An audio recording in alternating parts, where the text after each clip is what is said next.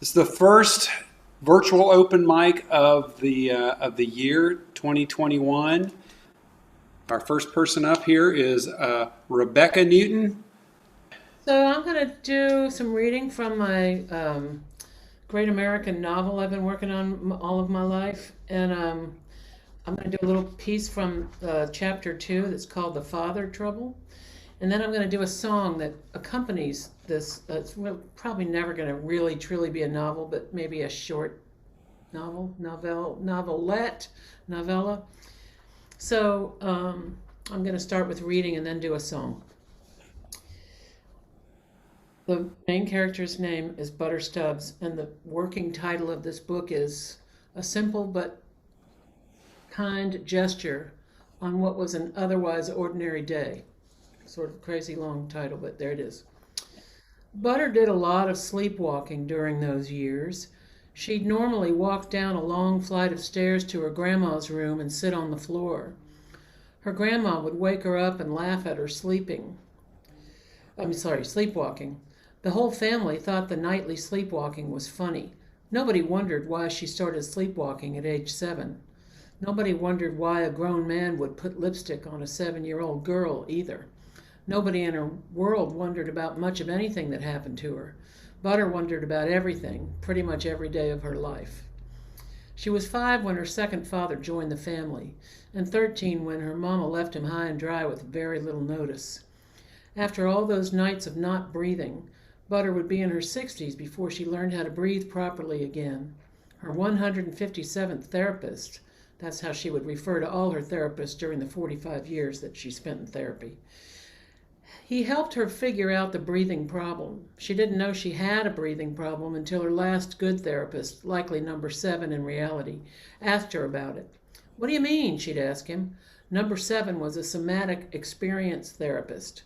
He watched her every movement and kept a mental record of each movement and how it related to what she said while sitting on that gray couch, always holding a pocketbook or a pillow over her abdomen. It felt best to put a pocketbook on her lap, honestly. Every once in a while, number 7 would ask her to put her pocketbook beside her. "Just try it for a minute and see how you feel," he'd say. Butter didn't like doing that at all, but never let on because she didn't want him making something serious up about why she didn't like moving her pocketbook. In her mind, it was just plain and simple. "I like my pocketbook on my lap. It feels good, okay?" But she knew number 7 would make something out of it, and then she'd be sidetracked half the day trying to figure out what he thought. That was tiresome and a huge waste of time, of course. Butter was fascinated that anyone could watch another person with such skill and expertise that they'd notice something as trivial as a meager body movement and connect that movement to the spoken word and fix a human being's mind, no less. It was like working on a Sunday word puzzle.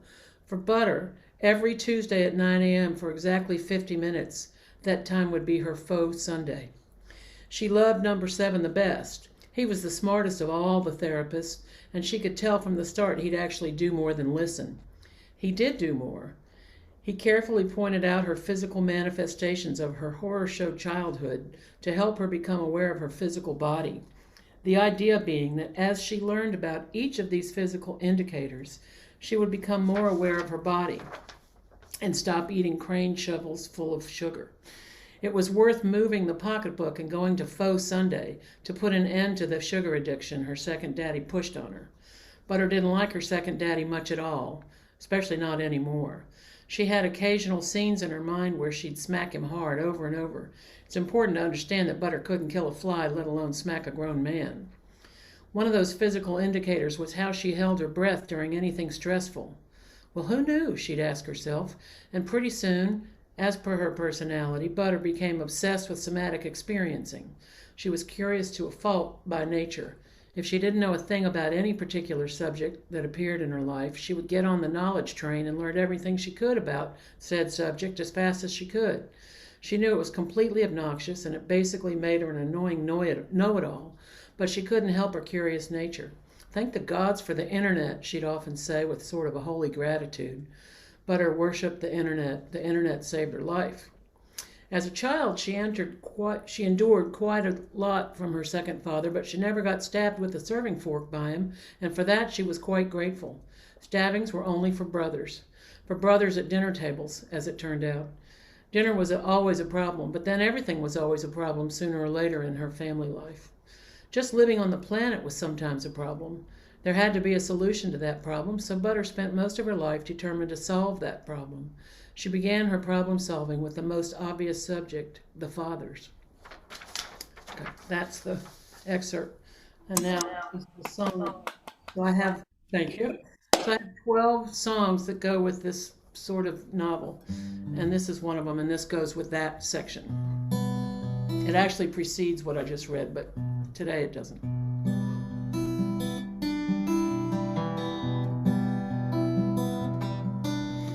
She can't feel her body anymore. She waits for him to leave and close the door. She asks God what good are fathers for. She can't feel her body anymore.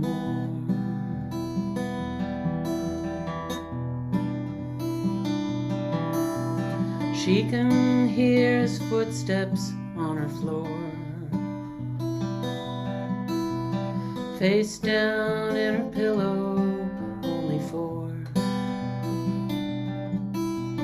She can't feel a thing down to her core. Now he can't hurt her body anymore.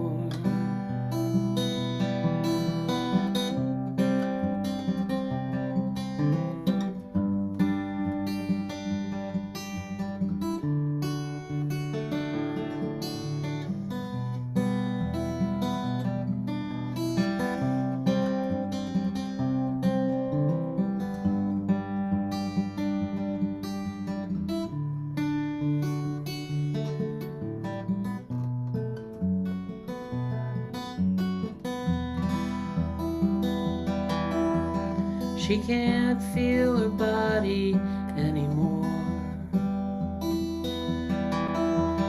He's been gone 3 hours, maybe 4. The morning light bears footprints on her floor, and she can't feel her body anymore.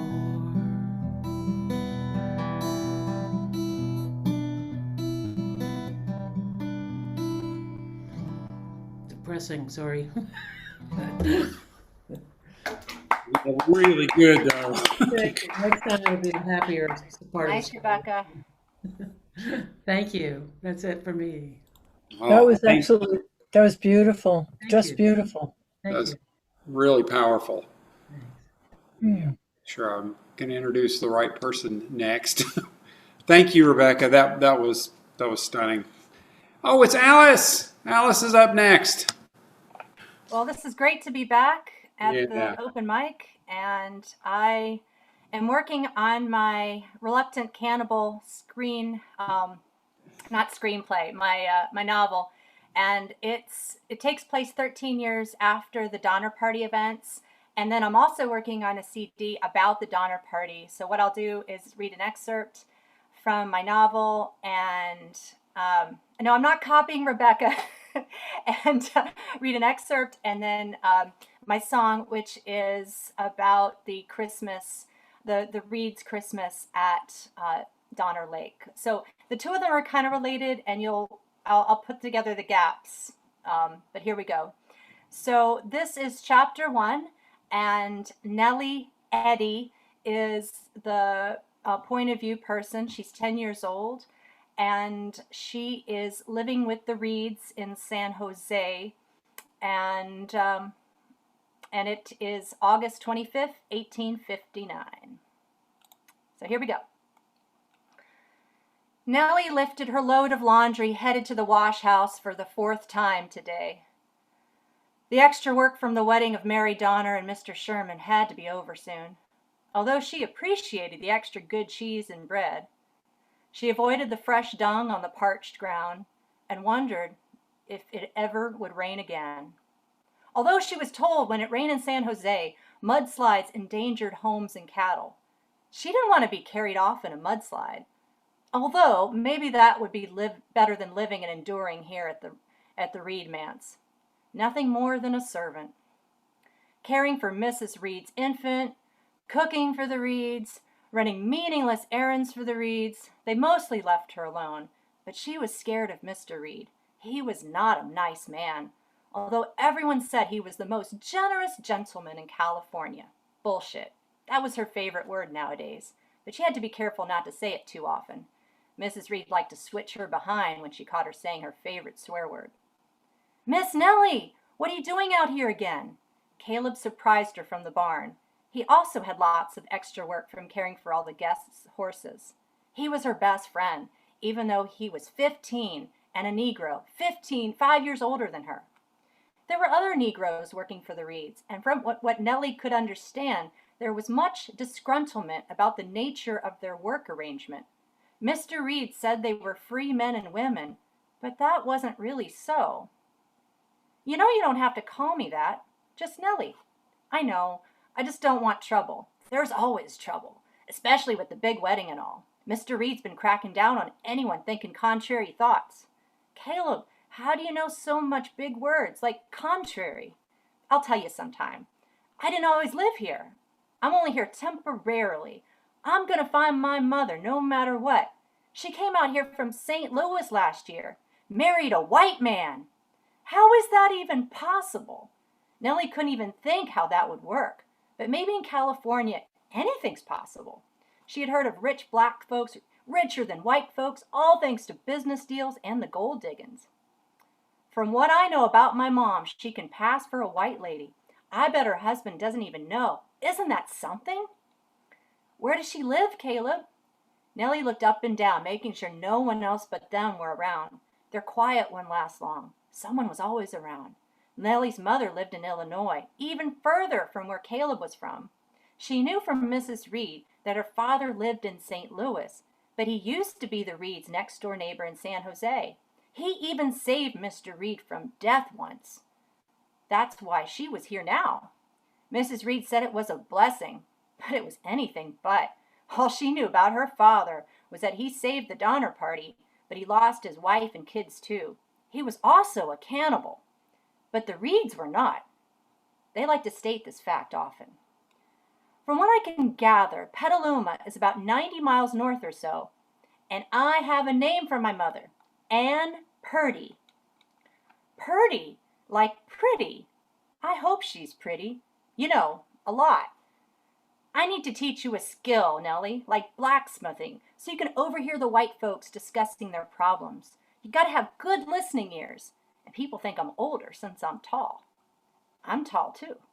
No, you're not. You're a shrimp. Caleb tapped her head and she tapped him back. Then the chase was on. Nellie's full basket dropped with a thud as they chased each other around the smokehouse. Until Nellie heard the deep baritone of Mr. Reed. She grabbed Caleb and pulled him down between a bush and the open smokehouse door. The other voice was a woman's, and there was another man. Nellie recognized it as Hiram Miller, who worked and lived with the Reeds. "Hiram, take care of her. She's not going to be messing around here no more." Caleb and Nellie could both see a youngish woman with her hands tied and her mouth gagged. Her dark hair hung down her shoulders and her fancy dress was torn. She had been a guest at the wedding. Nellie was sure of it. "Sure, Jim.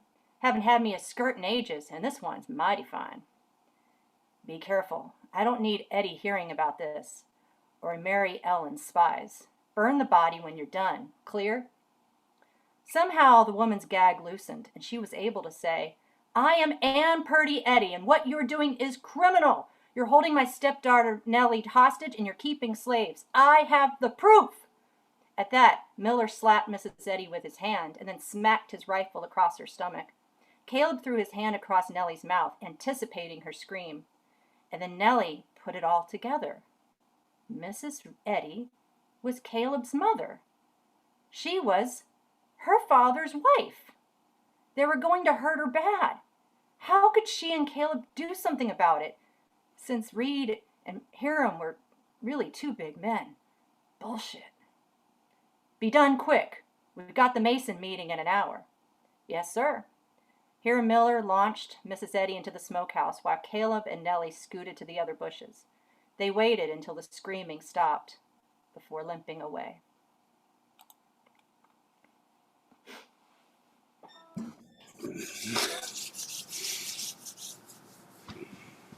Thanks. Yeah. Okay, so that's the first scene in the novel.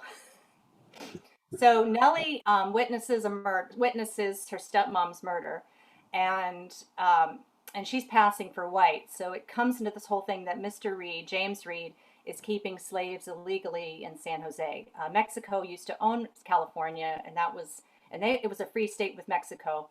And with the 1850 Constitution, California is also a free state. Unfortunately, there's a lot of folks who are trying to not have those stipulations. And now with the Civil War about a year or two, from happening, this is a very tense time.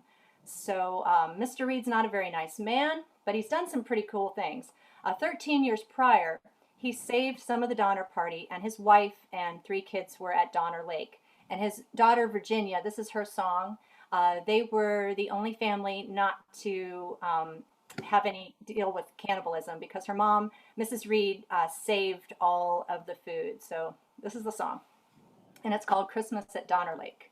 And it's an early Christmas song for 2021.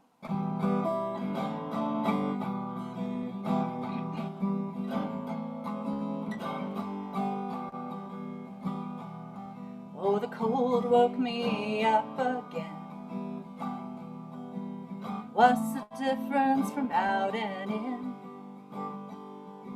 It's Christmas, the snow fell 2 feet. I'd be warm and clean miles away. It's Christmas, but no pies or sweets. Just another Friday with nothing to eat. Then Mama brings out a dish. Children, eat slowly. Today you can have all you wish. Apples, bacon, and beans. For a moment we are warm. Mama made the cold disappear. Brought us Yuletide cheer and wiped away all of our tears. At the end of the world, it's Christmas Day. Mr. Green's boys gather wood and play.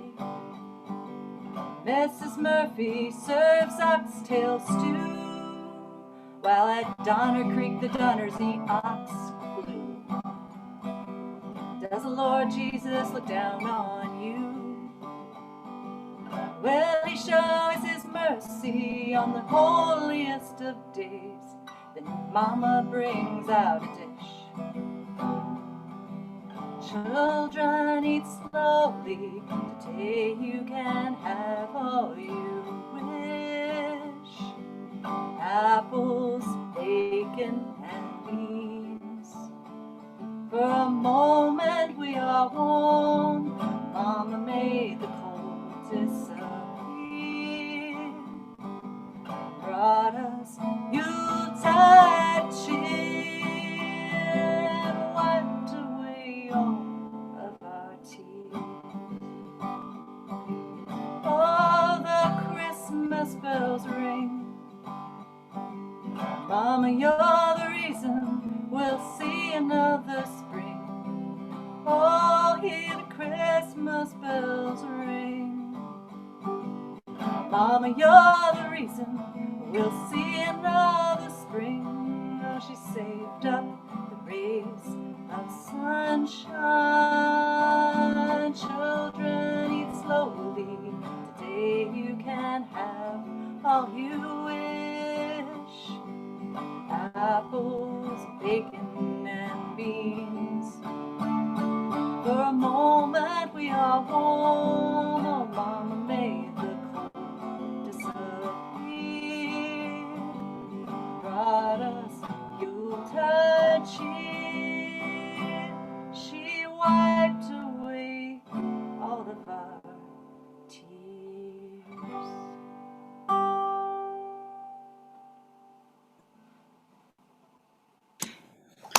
Excellent.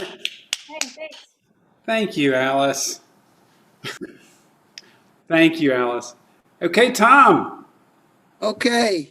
Well, listen, I hope everybody's doing okay with this coronavirus. Now, I've continued to work, but I finally said, boss, can I work from home? He said, no, you're a cab driver. Now, you know who's doing really well in the dating scene during the coronavirus? Mr. Clean. Yeah, all the women want to be with Mr. Clean now. Now, I'm a very clean person. As a matter of fact, I'll be in the shower for over 2 hours. Then I'll turn on the water. So I'm a clean person, you know. Now, I've had a lot of crazy things happen in life. I've had crazy bosses. I had this one. If I made a mistake, she'd say, Tom, look at the mistake you made. But if she made a mistake, it was, oh, Tom, look at the mistake we made. So I said to her, well, boss, look at the ugly dress we're wearing. Then I had this other boss, real tough guy. Every day he'd say, so, working hard or hardly working? I put my hand around his neck and said, well, boss, breathing hard or hardly breathing? I got fired. Now, I hate looking for a job. I went on this interview. They said, Tom, this job pays $1,000 a week, but in 6 months, it goes to $2,000 a week. I said, that's great. I'll come back in 6 months. They told me not to bother. And I come from a poor family here in New York, but every year, my parents sent me to summer camp in January. I tell you, when I was a kid, my mom and I didn't get along. When I was 7, I said, Mom, am I adopted? Oh, Tom, not yet, but I'm working on it. And then I remember once saying, Mommy, I wanted a toy truck for Christmas. Santa didn't get me one. I'm upset. She goes, shut up. You're 30 years old. I still wanted it, you know. But, you know, my parents were embarrassed by me. I was a terrible student. I had tough teachers. My toughest was my gym teacher, Mr. Godzilla. I'll tell you how tough he was. During recess, when we played dodgeball, he drove the dodge. And I wasn't the class clown. I was the class idiot, always getting left back. Do you know any other kid in 3rd grade excused for jury duty? Oh, it was terrible. It was so embarrassing.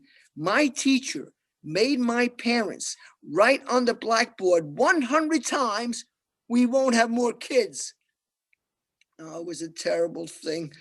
Now, my best friend in school was Sheldon Rosenberg. He was a member of a Jewish street gang, Saul's Angels. Oh, Saul's Angels were tough. At night, they'd sneak into stores and mark down prices. Amazing. So now he has a good living. He lives in a nice place. I have a terrible apartment. Now, my apartment has a bug problem. And you know you have a bug problem if you try to open the kitchen cabinet door and it's being pulled shut from the other side. Now, the other day, I ran out of Raid, so I sprayed a cockroach with furniture polish. It died, but had a great, shiny finish. I thought that was exciting. Now, I live in New York, and taking the subways here, there's a lot of crazy people. The other day, this older man collapses out of his seat, holding his chest. So from the other side of the crowded train, this man yells, I'm a doctor, let me through. I'm a doctor. So we let him through. And he took the guy's seat. That's New York for you. Oh, I was standing on the platform. Some guy goes, do you know a train goes to Coney Island? I said, no, I'm sorry, I don't. He said, I do. Nah, nah, nah, nah, nah. Crazy. And you know, the cab drivers in New York speak over 60 different languages. And not one of them is English. It's amazing. And I think that's why I haven't been feeling well. So I'm looking for a new health plan. I finally chose one, but there's so many out there. You have Blue Cross, you have Blue Shield, you have Blue Nun. I chose IHOP, International House of Physicians. Well, I love their slogan. If we can't cure you, we will pay for your funeral. How cool is that? So anyhow, they give me this doctor, Dr. Julio Alejandro Bernstein. He examined me for less than 5 minutes and told me to come back the next day for an autopsy. Well, he got mad at me. I said, doctor, it hurts me when I touch here, hurts me when I touch here, hurts me when I touch here. He goes, idiot, you got a broken finger. I didn't know. But then he said I have certain problems, you know what I mean? So he sends me to the Vincent van Gogh Mental Health Center and Ear Clinic. But you want to know something? I like it there because they have entertainers come in. Like once they had a hypnotist. He got 5 of us on stage. We were cackling like chickens, barking like dogs. Then he hypnotized us. Kind of took away from things, you know. But it's so important to have a good doctor. My next door neighbor's doctor said, Mrs. Sicky, you only have 10 to live. She goes, what do you mean? 10 years? 10 months? He said, 10, 9, 8, 7. Oh, that's not nice. It's not. But you know, the main thing is if you want good things to happen, you got to do your part, right? It's like my Uncle Luigi. Every Sunday, we go to church together. Every Sunday, he prays the same prayer. Oh God, please let me win the lottery. Oh God, please let me win the lottery. So the sky gets dark and a voice comes from the sky and says, do you want to win the lottery? Do me a favor, buy a ticket. Right? You got to be in it to win it. Now, I was in a relationship, but my girlfriend dumped me. A couple of days before she did, I said, honey, while you were dating me, were you dating other men? She goes, oh, come on. You're the 5th guy to ask me that today. I'm not good at meeting women. I went to this club and I said, hey, babe, what's your sign? Keep off. And now there's this one woman, I'm not sure if she said I was a breath of fresh air or I needed a breath freshener. So this one woman says to me, my last name's hyphenated. I said, mine's Padavano. Boy, did she run away fast. But I do remember my first love. I remember saying to her, oh, Hortense, I know I'm not as smart as Johnny. I'm not as handsome as Johnny. And I don't make as much money as Johnny. But Hortense, I will love you forever. And she said, oh, Tom, that is so sweet. But can you tell me more about Johnny? I think I said enough. Well, listen, you've been a wonderful audience, maybe a little confused at times, but wonderful. And I sincerely hope that you've had as much fun and pleasure as I've had tension and emotional strain. Oh, don't worry about me. I'll just go back to the Vincent van Gogh Mental Health Center and Ear Clinic. He'll be very happy to know that these were my last few minutes of community service. So thank you and enjoy the rest of the show. Thanks, Tom. Appreciate that. Tom, Thank that you. was really, really refreshing. Thank you. Oh, thank you. Thank you. Enjoy that. All right. Now let's see who we got up next then. Christine. So I'm just reading an excerpt from a short story, and basically it's just setting up the scene of an Italian restaurant, but it's about an owner who is losing his faculties, his memory, his probably suffering from Alzheimer's, I think, and you're not going to see too much of that. It's just really introducing this guy as a big character about the town, and the story ends up focusing on just the relationship between the nephew who's going to take over from his uncle, who is this like really over the top guy. But it's Mr. Salvatore is the guy who's losing his faculties, and it's his restaurant. So I'm just going to describe that. A story called "In Like a Lion." It's getting rain outside, so Mr. Lazarus pulls his Impala as close as he can to Salvatore's to let his wife Gloria off at the curb. A pair of valets run out, ducking heads under moving umbrellas as they whisk the couple through the restaurant's front glass door. The couple pauses to catch their breath in the reception area. It's a tiny little alcove, burnt orange in color with elegant lighting and a few palm plants. There's a small white bench in front of a Roman tapestry for people to sit on while waiting, and a single white rose that rests on the maitre d's ebony stand. His reading lamp glows yellow in the evening. Bob helps Gloria remove her overcoat and then piles it with his, sending both away with the coat check girl, and then steps aside to allow Gloria a full view of the corridor mirror opposite the bench. Gloria adjusts her curls as Bob, exactly 1 foot 2 inches taller than his wife, slips carefully behind her and combs his hair into place. They both have coal black eyes, rosy skin, and raven hair streaked with gray that is soft and blue colored. Bob is wide and hefty, Gloria trim and petite.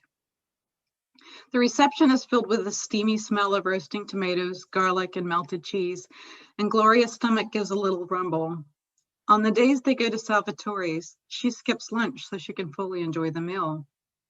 A curtain-lined archway on the left opens to the dining room, and from the other side, she and Bob can hear the pulse of laughter, clinking glasses, and shuffling waiters. As Gloria finishes smoothing her curls, Bob pulls out a single daffodil from his coat pocket and places it gently into her hair. He looks into her eyes and she turns a radiant pink. "Doesn't Gloria look lovely this evening?" he asked the maitre d'. "Enchanting as always, Mr. Lazarus," the maitre d' replies, and truly seems to mean it. "Let me get Mr. Salvatore. He'll want to know that his favorite lovebirds are here." It is a ritual observed every last Friday of the month. Bob and Gloria visit Salvatore's for a 3-course dinner and bottle of heady wine, followed by dessert and coffee. When Bob retired from teaching music, he asked Gloria if there was anywhere special she'd like to go, anything she would like to do. He thought he should reward her for raising their 2 children with such care and for the delight she always brought to their home. She replied she'd always wanted to go to Rome, to see the Uffizi Gallery in Florence, and to eat a 3-course meal in that slow European way, with all of the forks and wines and coffee afterwards, not rushed and hurried like we Americans do. So they went the next month and enjoyed themselves so much that it made Bob realize he had spent too many years conserving for the future and making Gloria wait for long hours at home while he worked late. When they returned to America, he checked around to see which local Italian restaurant was best, and everyone said Salvatore's hands down, if you can afford it. The prices could be considerable, but Gloria was always a gracious guest and balanced ordering house specials with the rare exotic treat. A friend of Bob's, once hearing about their dinners, exclaimed, "Why don't you get a Fresco's? The food is just as good there at half the price." "We go for Mr. Salvatore," Bob said crisply. "He treats Gloria like a movie star, and she's my movie star. That's why we go." This evening was no exception. As they stood warming up in the hallway, they heard Mr. Leonardo Salvatore approaching. They could tell from his laugh. He tread into the foyer, arms spread wide. He was dressed in a black turtleneck, pants and jacket, his long silver hair brushed back away from his face, his nose wide and dominant, green eyes sparkling and dark. He greeted him in a voice that sounded as if it narrated rich coffee commercials. "Ah, Mr. and Mrs. Lazarus," he purred. "What an infinite pleasure to see you both again. Madame, I do not know how you do it, but you always manage to look so radiant. Look at her between us, sir. She is but a rose between two thorns." "A rose between two thorns," Mr. Lazarus answered happily, and shook Mr. Salvatore's hand. Mrs. Lazarus pinkened again. "We have your table all prepared." "Will you be singing tonight?" Gloria asked shyly. "Of course," Mr. Salvatore replied. What did you request?" "Oh, please sing the one about the stars. You know how Bob and I love Tosca." "She has a palpable weakness for Puccini," Bob added. Mr. Salvatore lifted back the curtains for them to enter the dramatic opulence of the dining room, and it envelops them both. The pumpkin-colored walls are filled with reprints of classical paintings, their Baroque gilded frames several times more expensive than the prints inside. Neoclassic sconces burn golden on the sidewalls, and candles flicker among the white tablecloths and richly attired couples. Mr. Lazarus feels a tingle run down his spine as he reflects that they do not make restaurants like this anymore. The gloved waiters, the chandelier, the mirrors on the side walls that reflect the beautiful opulence of the guest being served. Young people nowadays, they don't know how to live. They frequent eateries that make them clean up their own silverware and bust their own tables. That's not the way to dine. To sit across from a beautiful woman, sparkling and jeweled in the night, and to taste that delicate pasta that literally melts on the tongue in the lightest garlicky mascarpone sweetness, it's to be near heaven itself. All imagined, planned, and executed brilliantly by the Grand Master himself, Mr. Salvatore, who glides around the dining room behind the backs of the protruding chairs, patting the backs of customers and offering jokes and bubbling remarks as he leads the Lazaruses to their tables. "Ah, Mr. Collins, I hear from Mario that you've been to Ireland. You must tell me about it before you leave." "Mrs. Johnson, you really must try the lemon souffle tonight. I told Dimitri about your love for lemon sorbet, and it inspired him." He pulls out a chair to the favorite table and eases Mrs. Lazarus down into the seat, placing her deftly so that she can see everyone in the room. He lights the candle quickly with a simple grazing of his hand and assists Mr. Lazarus with the unfolding of his napkin. "And sing for you, Mrs. Lazarus, your Tosca," Mr. Salvatore said, pouring their water glasses. "Sardou originally wrote the play for Sarah Barnhart, you know. On the 21st of November, 1883, she performed the play in Paris, and it was an overnight success. Tony, what are you staring at?" Mr. Salvatore's nephew had just approached the table. Tony was 36 and lanky, with an affable manner. It was rumored that he would one day inherit the restaurant upon Mr. Salvatore's death, which most locals thought was a pity. Tony was a very nice boy, but did not hold a candle to Mr. Salvatore in charm or finesse. "I'm sorry, Uncle Leo," Tony said. "Forgive my intrusion, but you asked me to bring the ball back to this table?" "The mall back? No, this is the Lazaruses."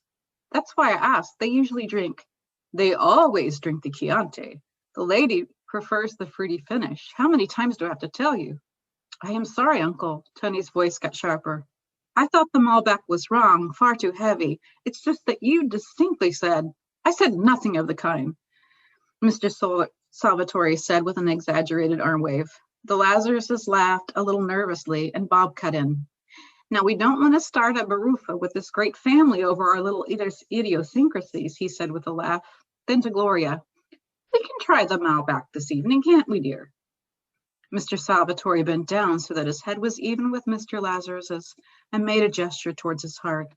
"Nonsense, not at Salvatore's. We must make every effort to please the lady." Gloria glittered, and Bob declined to protest any further, as he could see Tony was already running back to the kitchen.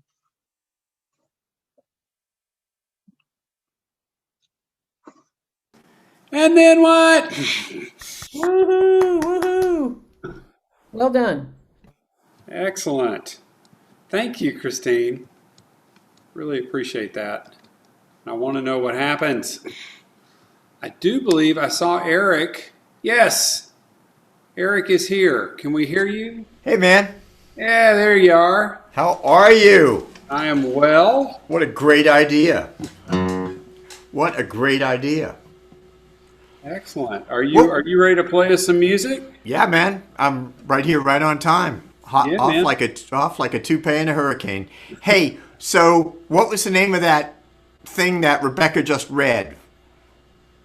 Christine, what was I mean, that? Christine, what was that? It was called In Like a Lion. It was a short story. Wow. Very nice. I really enjoyed that. Thank you, Eric. Yeah. Let me see. Are we ready to go? I think we are. I think we are, and I think you're up.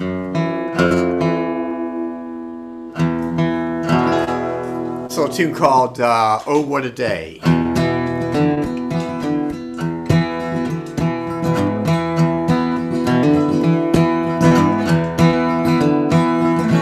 Oh, what a day I had. What a day. Oh, I had. I saw Jesus in the corner by the grocery store floor. Said, I believe in you. Can you help me get some more? I'm a sinner and a coward and I'm hollow to the core. I believe in you if you show me a sign from the floor. And all my dreams and all my demons fall. Get rid of this disease. Let some happiness fall on me.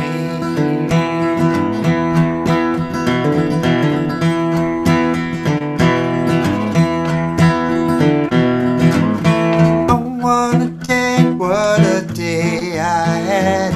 What a day. Oh, I had. I saw St. Peter coming out of the back of the room. He was holding on to a track auto catalog in the globe. I said, St. Peter, can you tell me what can I do? What save this crazy world? And all my dreams and all my demons fall. Get rid of this disease. Let some happiness fall on me.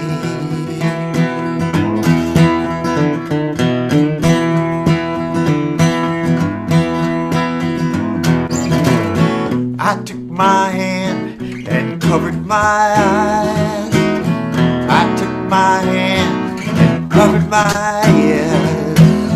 I took my hand and covered my eyes, so I don't have to hear those lies.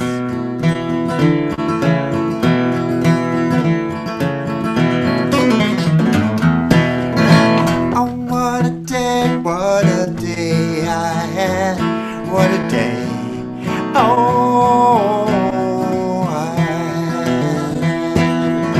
I took my hand and covered my eyes. I took my hand and covered my ears. I took my hand and covered my eyes, so I don't have to hear those lies.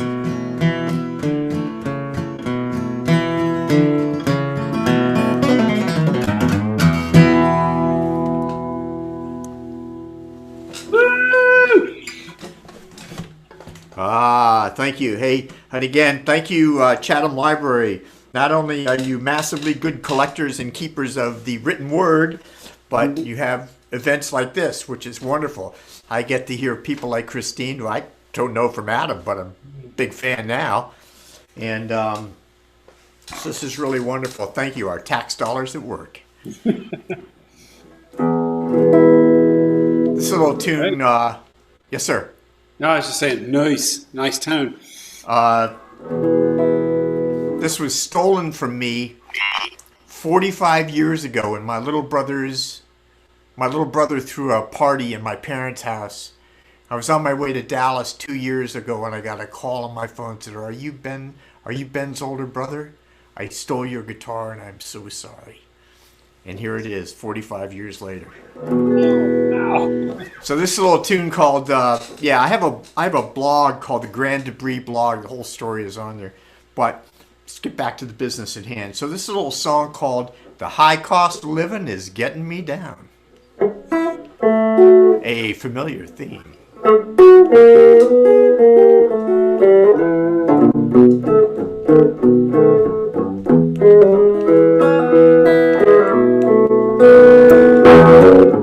High cost of living getting me down. It's getting so expensive, can't even hang around. Kids all shop at Goodwill, have lunch at Walmart. It's dinner at Family Dollar in the parking lot.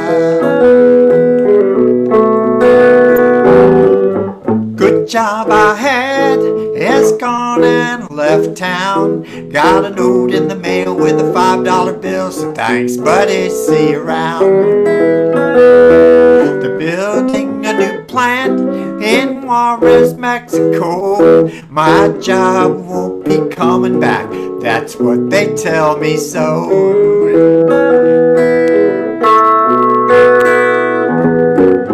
High cost of living getting me down. It's getting so expensive, can't even hang around.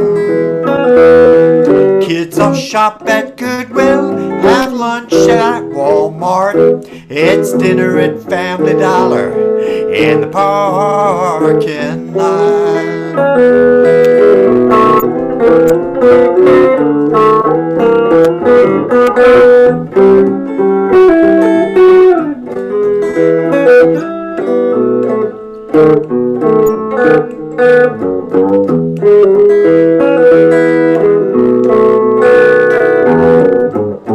All that crap you sold me on TV, those low monthly payments were just right for me.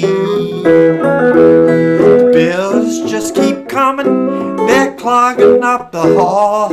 In another couple of days, you won't see me at all.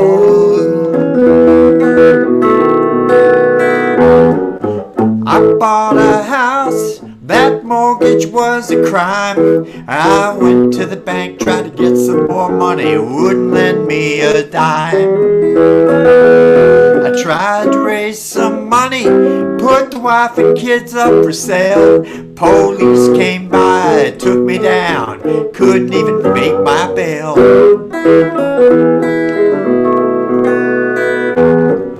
High cost of living getting me down. It's getting so expensive, can't even hang around. Kids all shop at Goodwill, have lunch at Walmart. It's dinner at Family Dollar in the parking lot. It's dinner at Family Dollar in the parking lot. It's dinner at Family Dollar in the parking lot.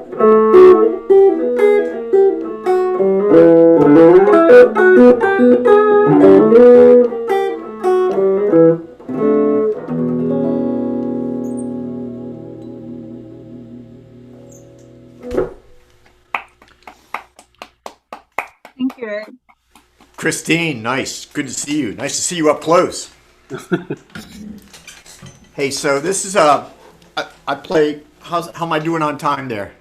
You got just about 2 minutes. Okay, this is a little tune I wrote in.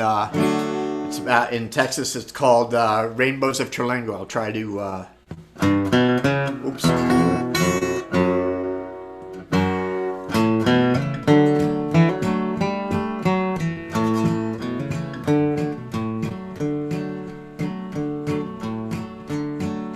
Long day on the ridge brings me home dragging slow. A hot afternoon sun bakes the dash as I carry on my last load. Up to my left, just up the canyon, the clouds are dark and full. They're heading this way with a bucket of rain, just getting ready to spill. and the rainbows of Tulangua getting ready to appear. They hide behind those thunder clouds, waiting till the coast is clear. Can't come out too early, just too fragile to last. When the time is right, they show up, so beautiful at last.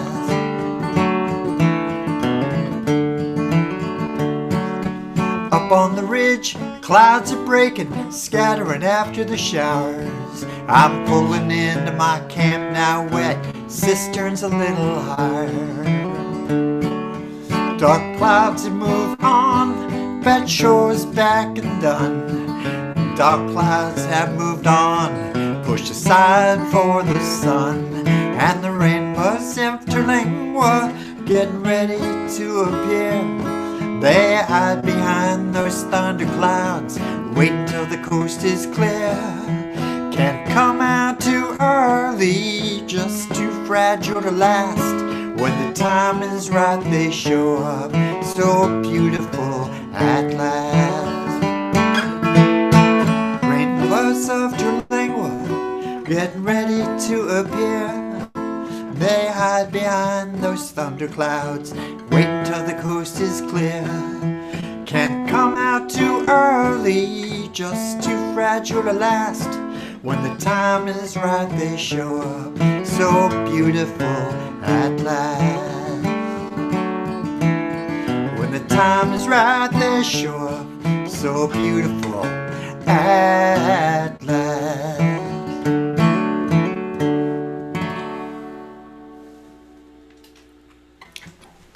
Eric Summer.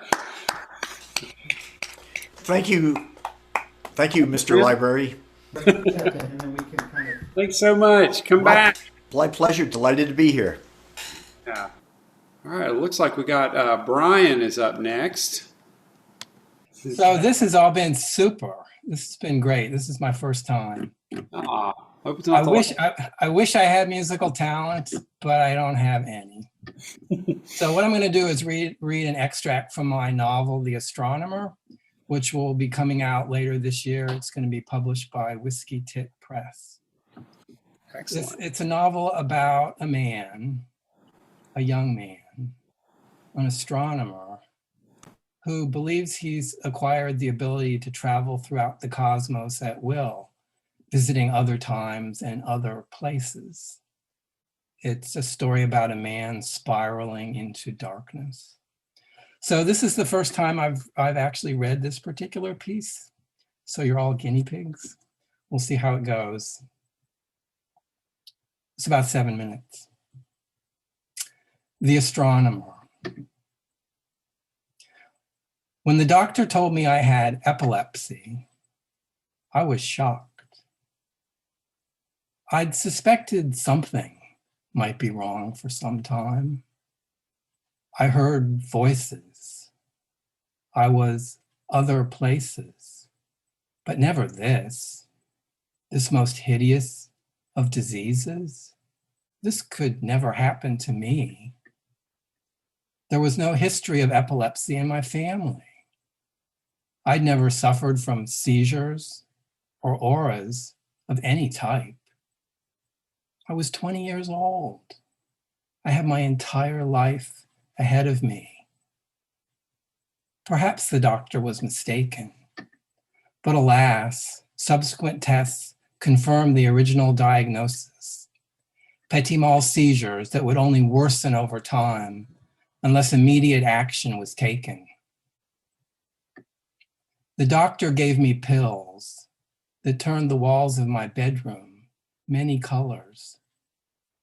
They pulsated. They bled.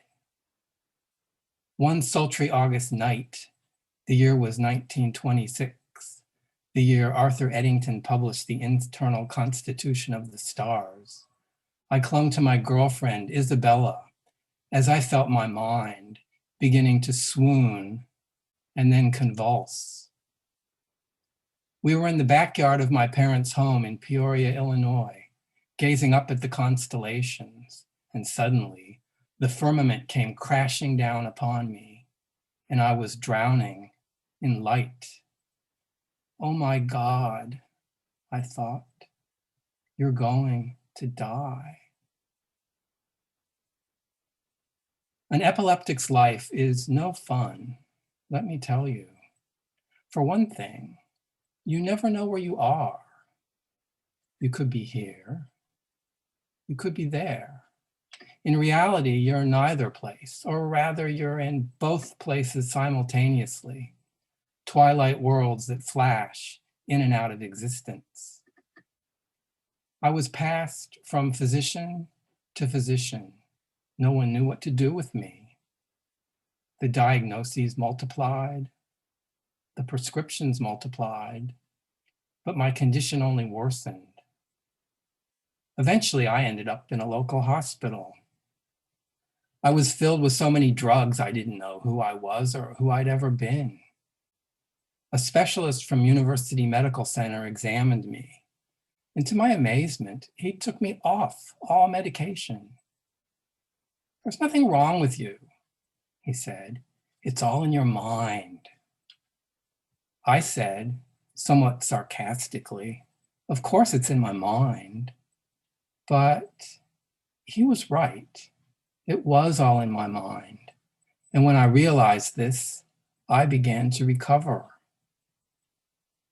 I learned to control my epilepsy. And then I learned to control other things. Venus is the goddess of love, and Venus is the planet of love. When I slip beneath the clouds that shroud the second planet from our sun, I'm both surprised and pleased to find a terrain covered with forests and vegetation and overflowing with animal life. Surprised, since earlier observations indicated a barren world covered with mountains of molten lava. Pleased, since this means my stay will not be unpleasant. The surface of Venus, as I behold it, consists of gently rolling plains that stretch to the horizon. The winds, which roared in the upper atmosphere, are a mere whisper at the surface. This is a lightly cratered world. Meteors quickly burn up in the dense sulfuric atmosphere, and the nearby craters I see are both enormous and shallow.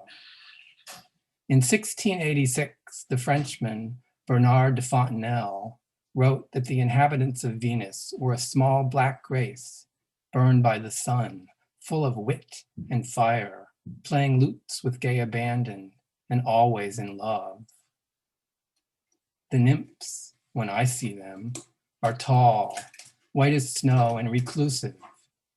I see no signs of musical instruments, but they sing with a sweet plaintive wail. They dart away when I emerge, their eyes wide with fright. There's one maiden, I name her Ariel, who's not shy like the others. She gazes at me as if entranced, and most likely she is. I'm her first human contact. She wears a white dress and sandals.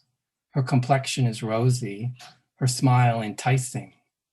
Her long blonde hair falls to a thin waist. The beauty of her light green eyes is intoxicating, and I call out her name as I draw near. Alas, a fateful mistake. She's never heard a human voice, or those airy syllables, Ariel. And with a cry, she turns and flees across the Venusian plain. I follow her for as long as I'm able, but the distance between us slowly increases. I think, she thinks this is a game. For several times, she looks back and laughs. Suddenly, I realize it's growing hotter. I look around. Vegetation vanishes and the forests melt away into nothingness. The air, once light and fresh, is heavy, almost unbreathable. Nearby, volcanoes erupt, oozing lava into pancake-like puddles on endless stretches of craters and canyons and desiccated plains. I've deceived myself. Venus is a long dead world, and the fair Ariel, nothing but an illusion. Or perhaps not. Perhaps Ariel and her sister nymphs do exist, and I am but an illusion to them.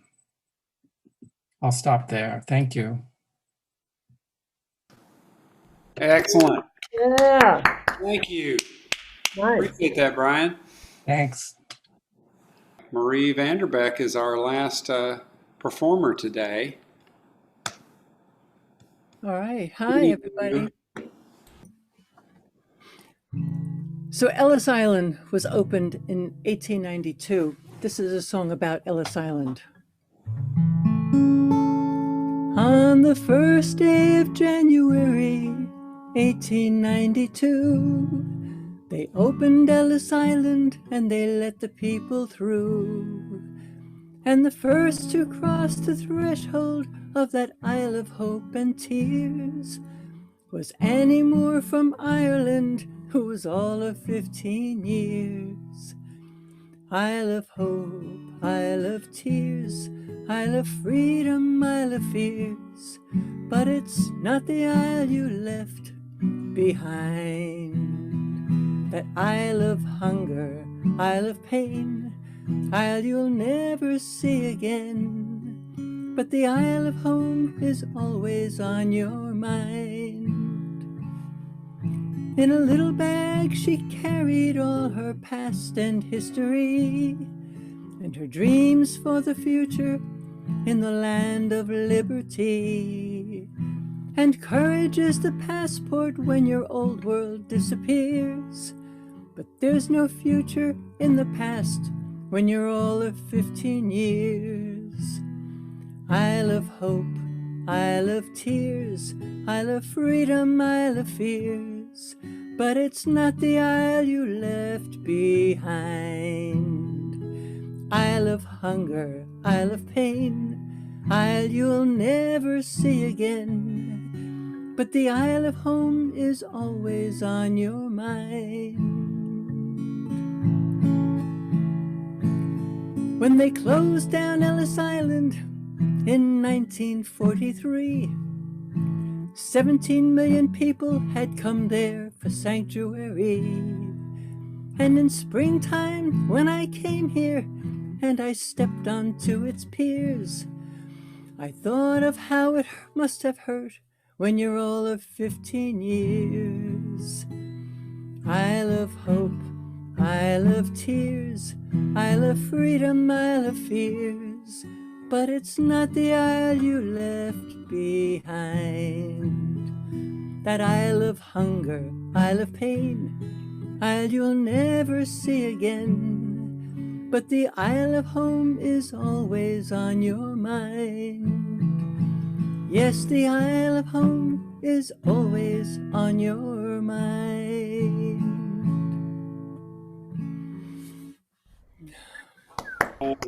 Excellent. Hey, lovely. I like that. Thank you. Thank you. Good job, Christine. I mean, good job. Marie. Marie. Yeah, Marie, of course. I mean, that's what I meant to say. And Christine. And Christine. Right. Okay, so my next song, I'm in the John Prine mood. We like John Prine. Yeah, we love John Prine. We don't leave the John Prine mood. Summer's ends around the bend, just flying. The swimming suits are on the line, just drying. I'll meet you there for our conversation. Hope I didn't spoil your whole vacation. You never know how far from home you're feeling until you watch the shadows cross the ceiling. Well, I don't know, but I can see it snowing.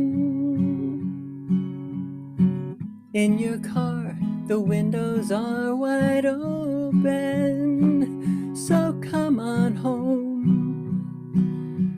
Come on home. No, you don't have to be alone. come on home.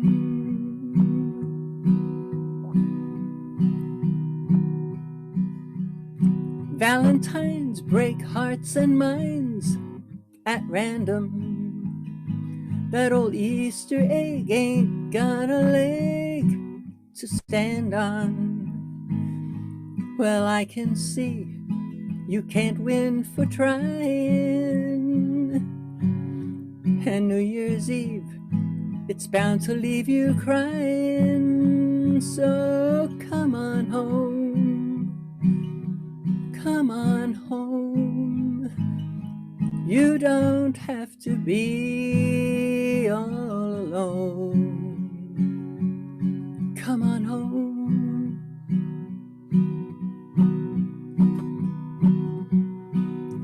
The moon and stars hang out in bars just talking.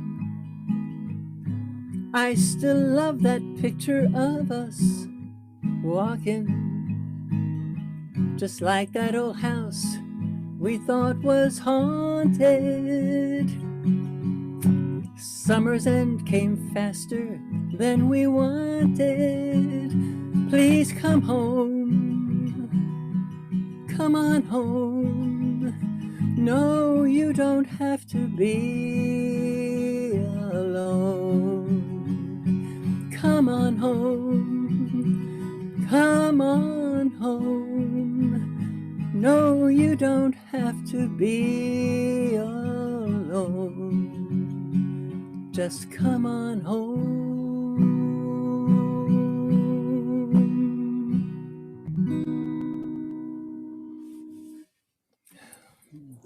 That's such a great song. It is. He's such a great guy. Yeah.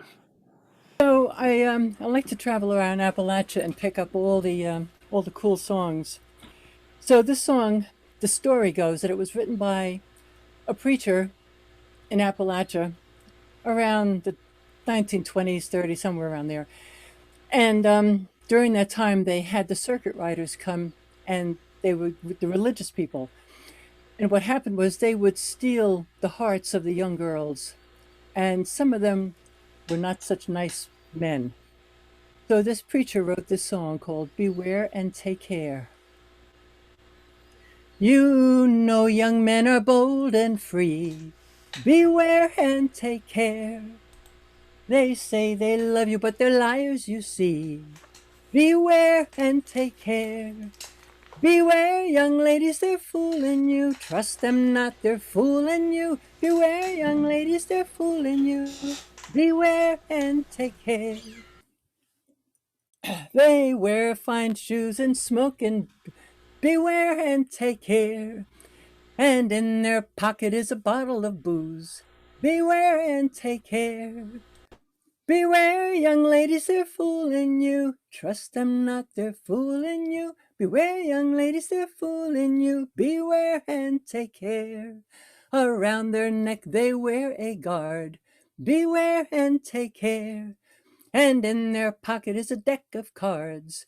Beware and take care. Beware, young ladies, they're fooling you. Trust them not, they're fooling you. Beware, young ladies, they're fooling you. Beware and take care. They lift their eyes up to the sky. They sigh, oh, they sigh. They say they love you till the day they die. They lie, oh, they lie. Beware, young ladies, they're fooling you. Trust them not, they're fooling you. Beware, young ladies, they're fooling you. Beware and take care. Thank you. I love that. Very. Excellent. Thank you, Marie. You go around and collect these. You did an Appalachian last time I was here, right? Yeah. Yeah. Yep. I like to do a lot of Appalachian music. It's my soul, and it's like my favorite type of music to do. Well, thank you. You are a great song collector. Thank you. Yeah. Thank you, Wes, for doing this. Oh, absolutely.